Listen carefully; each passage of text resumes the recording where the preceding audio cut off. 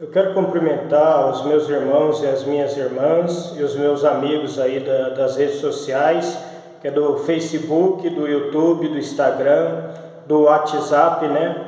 Que Deus abençoe a todos. Hoje eu quero passar uma aula falando sobre do arrebatamento da igreja. Jesus, ele vai vir buscar a sua igreja. E essa aula é muito importante, né? Para ser passada, né, nas igrejas, nas redes sociais, falar da volta de Jesus. Nós vamos começar aqui no Evangelho de Mateus, capítulo 25, da parábola das bodas, a parábola das 10 virgens, que prefigura, é profético, né? Prefigura o arrebatamento da igreja. Evangelho de Mateus, capítulo 25, do versículo 1 ao 13. Eu não vou ler do 1 ao 13, mas eu vou passar aqui a parábola aqui. Aqui conta uma parábola que fala das 10 virgens, 5 loucas e 5 prudentes. E havia um casamento, né? E o noivo começou a anunciar à meia-noite, tarde, né? Para a entrada, né? Da festa, né? Das bodas do casamento. E havia 5 prudentes, né? Que tinham óleo, né, azeite na sua lâmpada. O azeite representa o Espírito Santo. E 5 loucas que não tinham mais o azeite. Apagaram-se a sua luz, a lâmpada, né? Porque o noivo tardou. E as 10 dormiram, tosquenejaram, fala. As 10 cochilaram, dormiram. Mas as 5, elas tinham azeite. E elas entraram nas bodas. E essas bodas aqui é o arrebatamento da igreja. O arrebatamento da igreja. As bodas prefigura o arrebatamento da igreja, porque a igreja vai ser arrebatada um pouco antes da grande tribulação, a Bíblia fala. Tanto que no versículo 13, Jesus fala: vigiai, pois, porque não sabeis o dia nem a hora em que o Filho do Homem há de vir. Ora, se é para vigiar, é porque tem um galardão, uma recompensa. E a recompensa é o arrebatamento da igreja, não passar pela grande tribulação. Se Deus é rico em galardoar, em abençoar a pessoa, para que Ele vai deixar a igreja para passar pela grande tribulação? É por isso que pelas escrituras sagradas, eu sou pré-tribulacionista. Eu creio que o arrebatamento vai ser antes, né, da grande tribulação. Sobre a volta de Jesus, Jesus virá em 2 fases. A volta de Jesus vai ser em 2 fases distintas. A primeira fase, o mundo, ele não vai perceber a volta de Jesus, ele não vai perceber, não terá em conta a volta de Jesus, porque só a igreja vai ver Jesus nas nuvens e nos ares. Aí o mundo vai fazer aquela teoria da conspiração, vai falar que milhares de pessoas foram abduzidas por extraterrestre, ou sumiram, desapareceram, mas eles não vão entender que Jesus arrebatou a igreja. Então vamos para a primeira fase, né, da volta de Jesus. Vamos aqui para a epístola, 1 Tessalonicenses. Vamos lá para 1 Tessalonicenses, capítulo 4, vamos ler aqui do 16 e 7, versículo 16 e 7. Porque o mesmo Senhor descerá do céu com alarido, e com voz de arcanjo, e com a trombeta de Deus, e os que morreram em Cristo estarão primeiro. Depois nós, os que ficarmos vivos, seremos arrebatados juntamente com Ele nas nuvens, a encontrar o Senhor nos ares, e assim estaremos sempre com o Senhor. Então só a igreja, só os salvos vão ver Jesus na primeira fase da sua vinda. Ele não pisa com os pés na terra. Ele vai arrebatar a igreja e nós vamos ver Ele lá nas nuvens. Só os salvos, só os da igreja vai ver a voz do arcanjo, a trombeta de Deus, né? Aqui fala no 16: porque o mesmo Senhor descerá do céu com alarido, e com voz de arcanjo, e com trombeta de Deus. Só nós vamos ouvir a trombeta, a voz do arcanjo, né? E ver Jesus. O mundo ele não vai ver. Agora vamos falar agora da segunda vinda, né? Da segunda fase, perdão, da volta de Jesus, que será no final da grande tribulação. Vamos ver aqui em Zacarias.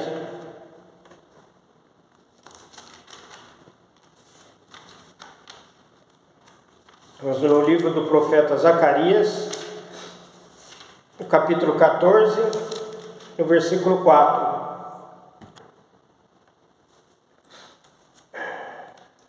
E naquele dia estarão os seus pés sobre o monte das oliveiras, que está defronte de Jerusalém, para o oriente, e o monte das oliveiras será fendido pelo meio, para o oriente e para o ocidente. E haverá um vale muito grande, e metade do monte se apartará para o norte, e outra metade dele para o sul. Quer dizer, na primeira fase da vinda de Jesus, ele não pisa na terra. Os salvos vão encontrar Jesus nas nuvens e nos ares. A igreja vai ser arrebatada até o céu. Na segunda fase, essa primeira fase é antes da grande tribulação. Na segunda fase é no final da grande tribulação. Aí ele põe seus 2 pés no Monte das Oliveiras, ali no Monte das Oliveiras, né? E o monte, vamos ler aqui. Naquele dia estarão seus pés sobre o Monte das Oliveiras, que está defronte de Jerusalém, para o oriente, e o Monte das Oliveiras será fendido pelo meio, para o oriente e para o ocidente. E haverá um vale muito grande. Então, na segunda fase, no final da grande tribulação, aí ele desce na terra, em Jerusalém, no Monte das Oliveiras, e o monte será fendido em 2 partes, e haverá um vale muito grande ali. Ali todo olho verá, a Bíblia fala. Nós vamos ver aqui. Todo olho verá. A Bíblia fala.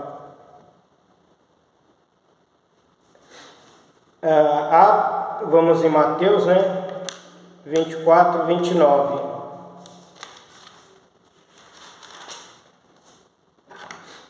E logo depois da aflição daqueles dias, 29 mesmo. E logo depois da aflição daqueles dias, o sol escurecerá e a lua não dará sua luz, e as estrelas cairão dos céus, e a potência dos céus serão abaladas. No 30 agora. Então aparecerá no céu o sinal do Filho do Homem, e todas as tribos da terra se lamentarão, e verão o Filho do Homem vindo sobre as nuvens do céu, com poder e grande glória. Então vai ser no final da grande tribulação, a segunda fase da vinda de Jesus. Todo olho verá, a Bíblia fala, Jesus vindo nas nuvens. Vamos para Atos também. Vamos para o livro de Atos, capítulo 1, versículo 11. Atos 1, 11. Os quais lhe disseram: varões galileus, por que estáis olhando para o céu? Este Jesus que dentre vós foi recebido em cima no céu, há de vir assim como para o céu o viste ir. Então os anjos disseram: o Jesus que foi para o céu, ele vai voltar do mesmo jeito, como fala lá em Mateus 24, 29. Ele vai vir nas nuvens, né? E também em Apocalipse fala que todo olho verá. Nós vemos aqui em Apocalipse, capítulo 1, versículo 7. Eis que vem com as nuvens. Ó, falando de novo que ele vem com as nuvens.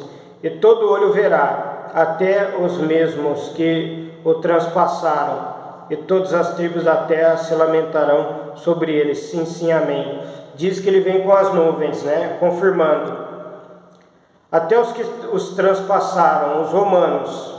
Quer dizer, lá em Roma vai ver também.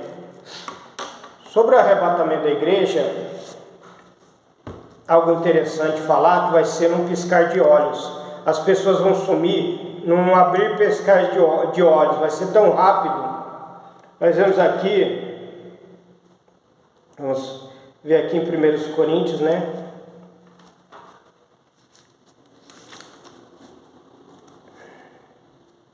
1 Coríntios,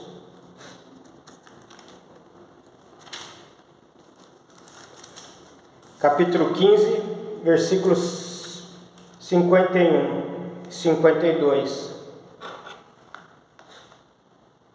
Eis que vos digo um mistério, na verdade nem todos dormiremos, mas todos seremos transformados, num momento, num abrir e fechar de olhos, até a última trombeta, porque a trombeta soará, e os mortos restarão incorruptíveis, e nós seremos transformados com um corpo ressurreto e glorificado. A Bíblia fala, como o Senhor Jesus tem.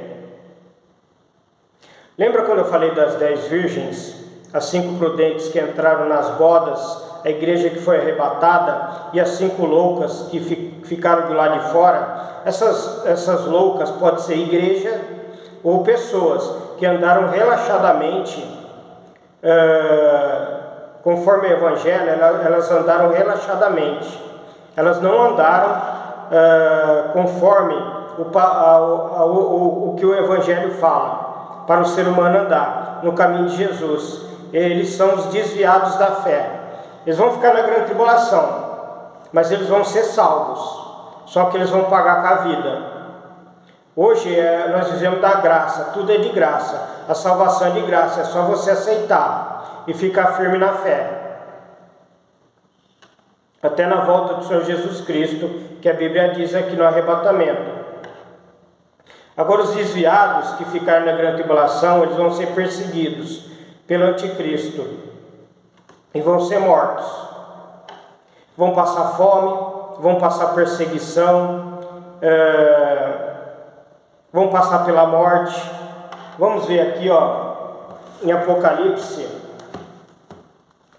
capítulo 6. Haverá salvação na grande tribulação. Apocalipse, capítulo 6. Do versículo 9 ao 11. E havendo aberto o 5º selo, vi debaixo do altar as almas dos que foram mortos por amor da palavra de Deus e por amor do testemunho que deram, e clamavam com grande voz, dizendo: até quando, o verdadeiro e santo dominador, não julgas e vingas o nosso sangue dos que habitam sobre a terra? E foram dadas a cada um cumprido as vestes brancas, e foi-lhes dito que repousasse ainda um pouco de tempo, até que também se completasse o número dos seus conservos e de seus irmãos, que haviam de ser mortos como eles foram. Então eles vão pagar com a vida. Quem quiser ser salvo vai ser perseguido, vai passar fome, vai morrer na grande tribulação, mas vão ser salvos. Nós vamos aqui no próximo capítulo, Apocalipse 7, versículo 14. Eu lhe disse: Senhor, tu sabes. E ele disse-me: esses são os que vieram de grande tribulação, e lavaram seus vestidos e os branquearam no sangue do Cordeiro. A Bíblia diz que eles vão ser mortos. Nós vemos aqui Apocalipse capítulo 20, versículo 4. E vi tronos, e assentaram-se sobre eles, e foi-lhes dado o poder de julgar. E vi as almas daqueles que foram degolados pelo testemunho de Jesus e pela palavra de Deus, de que não adoraram a besta, nem a sua imagem, e não receberam sinal em suas testas, nem em suas mãos, e viveram e reinaram com Cristo durante 1000 anos. Então eles vão ser salvos, mas eles não podem adorar a besta, nem aceitar o sinal da besta. Quem aceitar o sinal da besta e adorar a besta perde a salvação automaticamente. A Bíblia fala aqui, nós vamos ver aqui Apocalipse capítulo 13, do versículo 15 ao 17. E foi-lhes concedido que desse espírito a imagem da besta, para que também a imagem da besta falasse, e fizesse que fossem mortos todos os que não adorassem a imagem da besta. E faz que a todos, pequenos, grandes, ricos, pobres, livres e servos, lhes seja posto um sinal na sua mão direita ou na sua mão ou nas suas testas, para que ninguém possa comprar ou vender, senão aquele que tiver o sinal ou o nome da besta ou o número do seu nome. Então, a pessoa que quer ser salva na grande tribulação não pode adorar a besta nem aceitar esse sinal. Vai haver um sinal, o anticristo ele vai botar um sinal, né? É como uma moeda, um código de barra, eu creio, na pessoa, né?